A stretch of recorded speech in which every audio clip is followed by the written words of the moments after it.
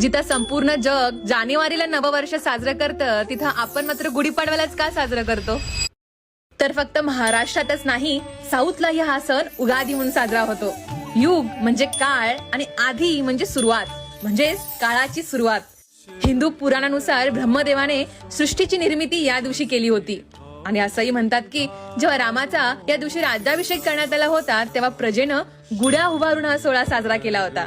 या दिवशी कडुनिंब आणि गुळ यांचे एकत्रित सेवन केले जाते, कारण जीवनातील गोड आणि कटू अनुभव हे दोन्ही स्वीकारणं असा सुंदर हेतू या प्रथेमागे असतो.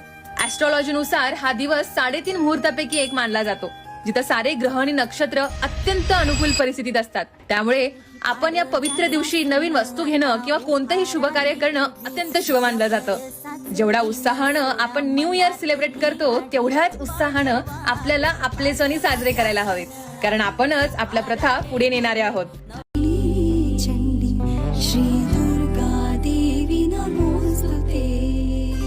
गिरी नंदिनी नंदित मेदिनी विश्व विनोदिनी नंदनुते.